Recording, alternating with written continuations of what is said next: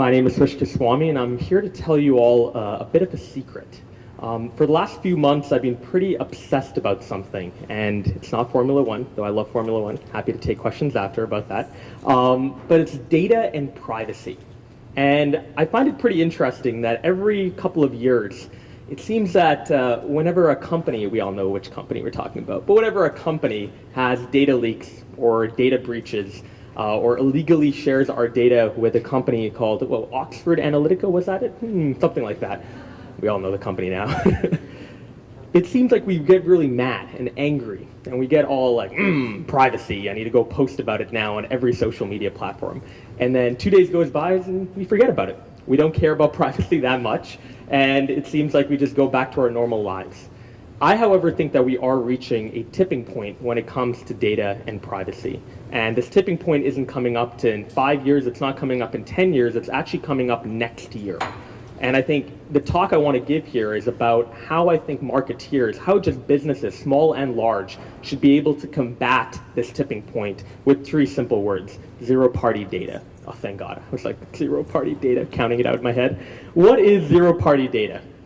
Zero-party data is consumers voluntarily sharing their data for value back. So very simply, I share my data with a company and I get something back for it. Whether it's cash, whether it's points, whatever it is, I get something back when I share my data. It's quite different from something that is quite in the news right now, which is first-party data. First-party data is opt-in data. You are opting into sharing it. But the difference between first-party and zero-party is that with zero-party data, you get something back. So that element of getting something back is what differentiates zero-party data from first-party data. This is a relatively new term. It was literally coined by Nielsen 2 years ago, but it's already part of a $50 billion market that's only been exponentially growing every single year. This data is incredibly hard to get.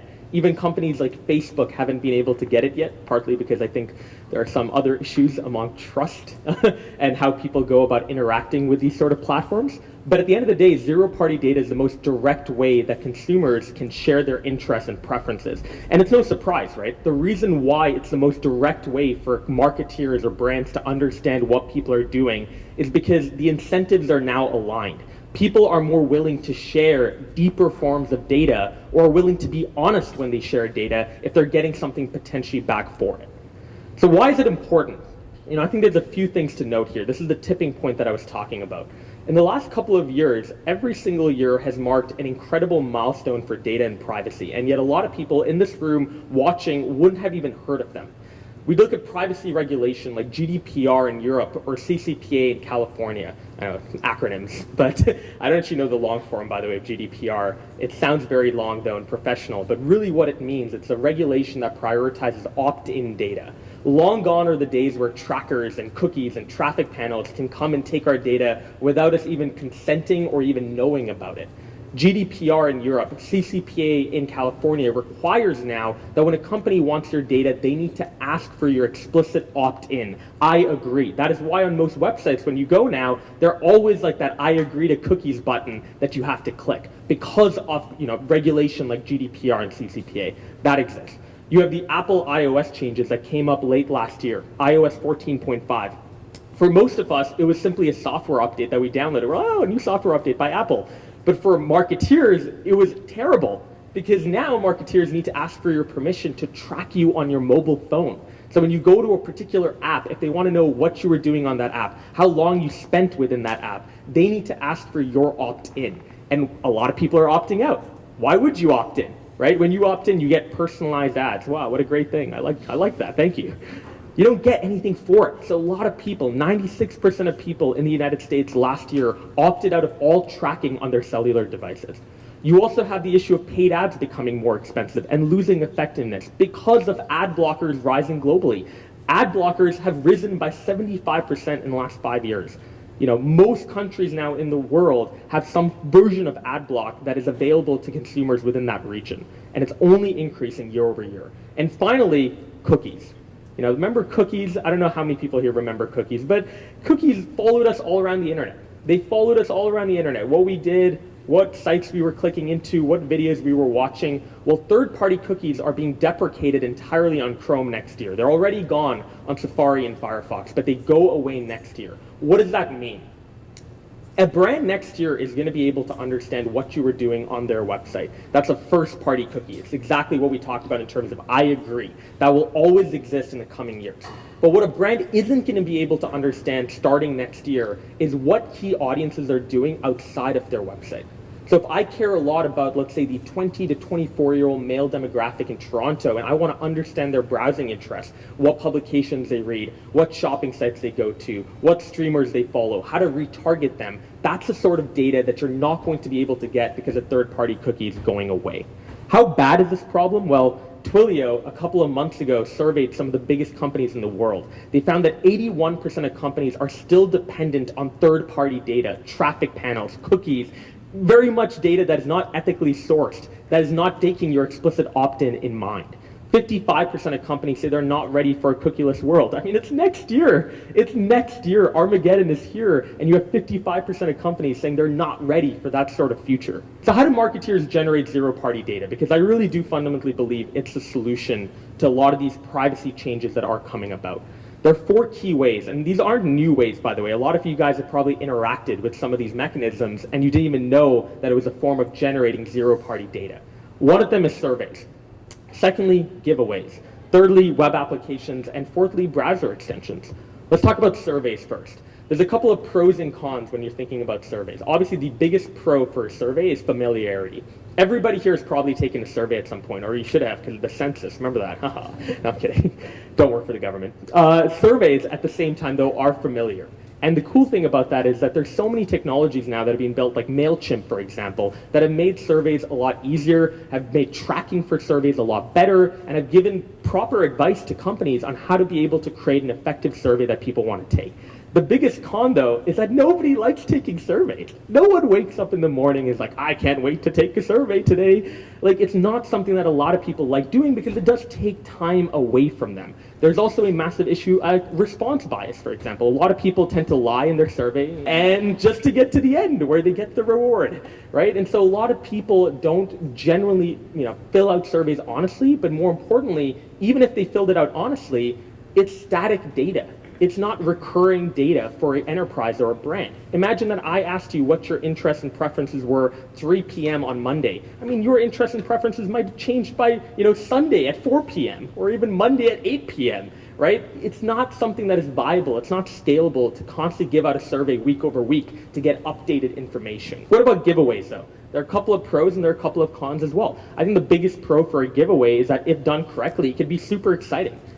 Think about like being able to enter a lottery or enter a raffle or enter a draw. There's obviously an excitement factor to it, right? Why don't I share my data in order for the potential chance to win a car or for a potential chance to win an air fryer? I don't know why that came to my mind. I've been thinking a lot about air fryers today. But there are a few cons, right? The biggest con is that you have one winner in a giveaway and a lot of people that are so bitter and sad because they lost. There's another big con, which is that it is quite an oversaturated solution. It seems like almost everywhere you look on the internet and social media, somebody's running a giveaway. Follow me to enter this giveaway. Give up your email to enter that giveaway. I see it everywhere. And so it's not necessarily a unique solution at this point. What about a web application? I mean, there are actually certain companies like Nielsen, Comscore, SimilarWeb, legacy web data providers that have a web application that you can download on your laptop. And that web application will follow you wherever you go, will look at what sites you click into in order to get these companies that type of data. The pro is that you can collect second-by-second data through a web application, right? You're able to know exactly when somebody came onto their laptop, from point A to point B of them turning it off, what did they do on the internet. The con, though, is that number one, it takes up a lot of space on your device, which a lot of people aren't a fan of. That's why I think mobile applications aren't as popular as they were 5-10 years ago, because we're all having to deal with storage issues constantly. The second thing is that can also be seen as overly invasive. Some people don't want to be tracked everywhere they go on the internet through a web application, and a lot of times these web applications also don't tell you what they do with the data. So that lack of transparency might make people feel a little bit uncomfortable. And finally, what about browser extensions, right? Browser extensions are great. We have tools like Honey, for example, Grammarly that have made them very popular. They, again, also collect second-by-second data. But there are also quite a number of cons, right? Technologically, it's hard to build a browser extension. Secondly, you need to focus on data security. One data leak, and it's done. Transparency is the name of the game with zero-party data. And if you're trying to collect second-by-second data, you need to be sure that your technology is proper One data leak, one data breach, one issue with security, and that lack of trust is only going to make things a lot harder for you. And finally, it's very difficult to get personalized data. It's difficult to get individuals to go and share their data directly through a browser extension. It's a lot easier to aggregate it and anonymize it. But these are some of the pros and cons, right? So I wanted to tell you guys this because there are 4 solutions out there in the world right now. There are 4 solutions: surveys, giveaways, a web application, or a browser extension. They all have their pros, but they also have their cons, and it's up to us now to figure out how to be able to optimize these technologies to be able to generate this sort of data. Finally, 2 broader predictions that I'd like to make. Probably will not come true, but let's see what happens. The first is that cookies will be removed on Chrome next year. They were actually supposed to be removed 2 years ago, and then it got delayed. And I don't believe that they're going to delay it again. I actually think in the next couple of years, we'll probably see federal regulation here in Canada around privacy. There is a bill in the House of Commons right now that will be voted upon in 2 months, similar to GDPR in Europe. There will be federal regulation in America as well, an extension of California's Privacy Act. It's going to be something that is more national now. And with that in mind, I think the second thing is very important, which is customer acquisition costs. The way that companies go about acquiring consumers will only be tougher, will only get more expensive if companies constantly rely on third-party data, if they constantly rely on places like Instagram and Facebook to be able to target their audience. Think about it. Facebook charges businesses to pay them to reach their own audience. So I did all the work to get a really big community on Instagram or Facebook. And then now in order to engage with that community, I need to pay Facebook and run an ad.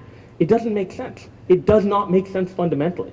But that's the benefit of zero-party data, is you could take your community, and if you get an email, you get a phone number, you have an interaction with them outside of these platforms, you can determine when you want to engage with these people on your own terms, on your own property. That's absolutely something that a lot of brands will need to do. And finally, I leave you with this. I think a cookieless world is coming. I think it's inevitable. But in this world, I think consumers should be fighting for their privacy as well. If you feel like in the next couple of years, you're not getting the better end of the bargain, speak up. Privacy is not a sexy topic. Data is not a sexy topic, I know. But it's important for us to talk about it until things get really bad, which we saw that in the last 10 years with social media and the way that our data was treated over the last decade. Thank you very much. Appreciate it.